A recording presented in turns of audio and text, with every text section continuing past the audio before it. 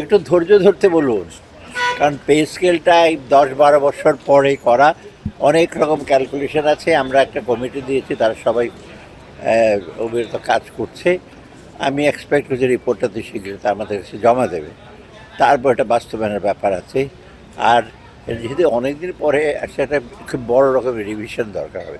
সবচেয়ে বড় কথা অর্থের সংস্থান। ওদের স্বপ্ন পূরণে পাশে থাকতে পেরে আমরা গর্বিত। আমরা অত্যন্ত চমৎকার, আমরা অত্যন্ত সিরিয়াস, ক্যাবিনেট সেক্রেটারি জানেন।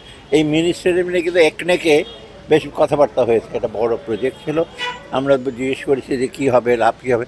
আমরা দেখলাম যথার্থভাবে এটা ইচ্ছা হচ্ছে, এবং বিশেষ করে কোয়ালিটি, যে স্টেডিয়ামের কোয়ালিটি, গ্যালারি, মাঠটা হয়তো তাড়াতাড়ি ঠিক হবে ঘাস টাস লাগালে, আরও ভালো লাগবে। এটা ডেফিনেটলি ভালো উদ্যোগ। আর আরেকটা জিনিস আমি বলি, যেমন আমি কয়েকদিনের পরে 3টা ডিস্ট্রিক্টে যাব, এই চাঁদপুর, লক্ষ্মীপুর, ফেনী। আমার আজকে বেশ কয়েকজন আছে, সিরাজগঞ্জে এখন যাচ্ছি। অতএব আমাদের দিক থেকে আমরা বলছি যে গণভোটটা আসলে সবাইকে দিতে হবে ভোটে, এবং আমরা বলছি তার জন্য আমরা বলি এই জন্য যে আপনি দেখেন সংস্কার বলতে যে একেবারে আমরা যতটুকু করেছি, পরবর্তী সরকারও তো সংস্কার করবে।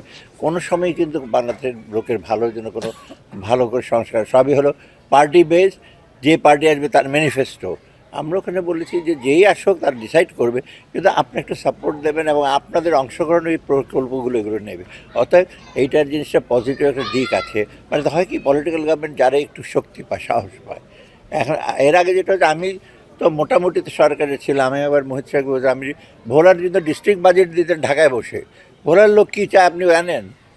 এখানে আবার ঠাকুরগাঁও চাইবে স্কুল, ভোলাতে যাবে ব্রিজ, আপনি ঢাকায় বসে দিতেন। আমাকে বলে, আমি তখন গভর্নর ছিলাম, তারপরে না এটা আমরা ঠিক করেছি। অতএব এই যে ভোট যে দিলে, তখন আপনাদের আলোচনা, এটা উদ্দেশ্য কিন্তু ওইটাই।